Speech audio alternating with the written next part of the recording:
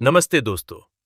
आज हम बात करने वाले हैं इंडियन कॉन्स्टिट्यूशन के सबसे ब्यूटीफुल और पावरफुल हिस्सा, प्रियम्बल। ये एक छोटा सा पैराग्राफ लगता है, लेकिन इसके अंदर इंडिया का पूरा विजन, फिलॉसफी और फ्यूचर छुपा हुआ है। चलिए इस जर्नी की शुरुआत करते हैं और समझते हैं कि प्रियम्बल क्या बताता है।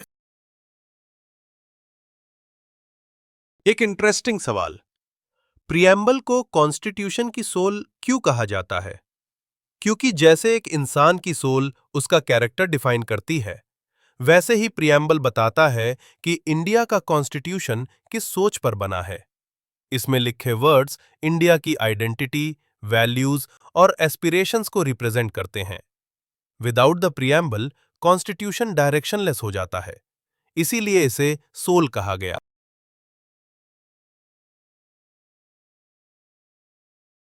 प्रियम्बल बेसिकली कॉन्स्टिट्यूशन का इंट्रोडक्शन स्टेटमेंट है। ये बताता है कि हम किस टाइप का नेशन बनना चाहते हैं। इसमें तीन बड़े चीजें डिफाइन होती हैं: हमारे नेशनल फिलॉसफी, हमारे वैल्यूज और हमारे लॉन्ग टर्म गोल्स। ये एक तरह से इंडिया के फाउंडिंग ड्रीम्स है, जिससे हमारा पूरा डेमोक्रेटिक स्ट्रक्चर इंस्पायर होता है। अब आते हैं उन पावरफुल शब्दों पर जो इंडिया को डिफाइन करते हैं: sovereign, socialist, secular, democratic, Republic. ये वर्ड्स सिर्फ फॉर्मेलिटी नहीं है, ये बताते हैं कि इंडिया किस थॉट प्रोसेस पर चलने वाला देश है। अगले स्लाइड्स में एक एक कीवर्ड को सिंपल लैंग्वेज में समझते हैं।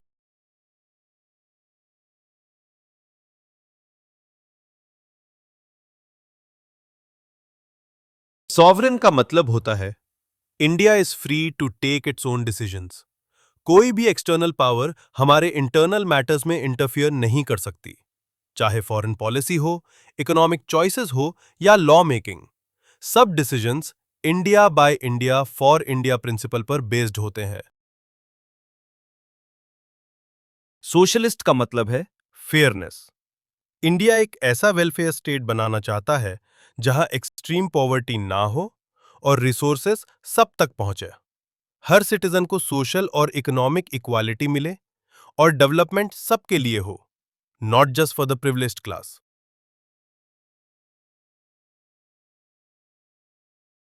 सेक्युलर का मतलब है India does not have any state religion. Her religion को इक्वल रिस्पेक्ट दिया जाता है। गवर्नमेंट किसी भी रिलीजन के फेवर में या अगेंस्ट में काम नहीं करती। ये ही इंडिया की यूनिटी का सबसे बड़ा पिलर है।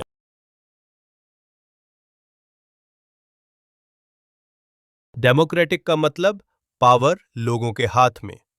इंडिया में गवर्नमेंट लोग इलेक्ट करते हैं, और अगर गवर्नमेंट अच्छा काम ना करे तो लोग उन्हें वोट से हटा भी सकते हैं। यानी लोग ही देश के रियल रूलर्स हैं। This is the essence of democracy.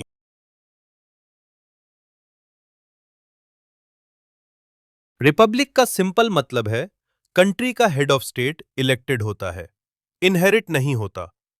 India में प्रेसिडेंट लोगों द्वारा इनडायरेक्ट इलेक्शन से चूज होता है। इससे अथॉरिटी किसी एक फैमिली या डायनेस्टी में सेंटर्ड नहीं होती।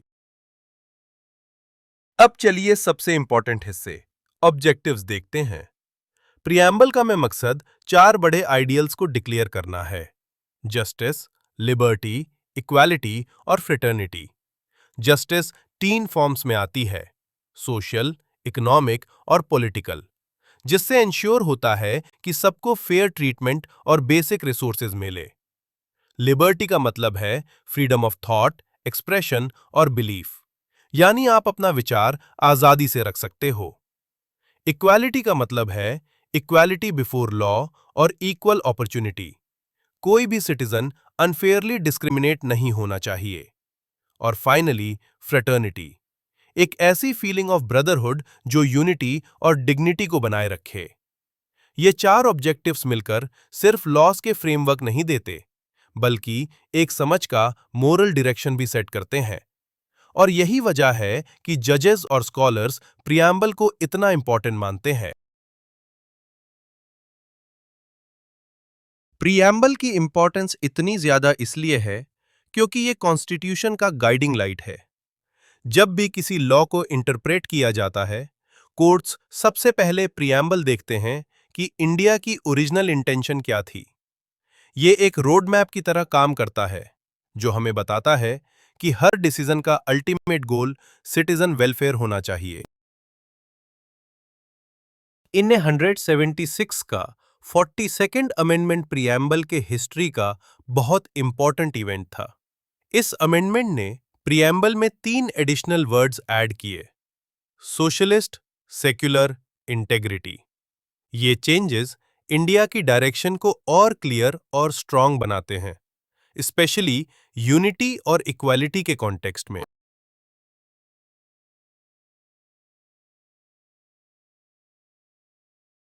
प्रियम्बल के सिग्निफिकेंस को समझने के लिए हम कुछ ग्रेट थिंकर्स के व्यूज देखते हैं। नानी पलखीवाला ने प्रियम्बल को identity card of the constitution कहा। केटी थॉमस ने इसे क्विंटेसेंस ऑफ द कॉन्स्टिट्यूशन बताया। Doctor BR. अंबेडकर ने इससे कॉन्स्टिट्यूशन का फिलोसॉफिकल बैकबोन माना। सर अल्लादी कृष्णस्वामी अय्यर ने इसे the political horoscope of India कहा। उन सबका एक ही कंक्लूजन था: preamble is not just an opening statement, it is the heart and soul of the Indian constitution. दोस्तों, उम्मीद है आपको प्रियम्बल का ये सिंपल, कनेक्टेड और मीनिंगफुल एक्सप्लेनेशन पसंद आया होगा। अगर वीडियो इंफॉर्मेटिव लगा हो तो लाइक, शेयर एंड सब्सक्राइब जरूर करें। मैं हूं विशाल मौर्य।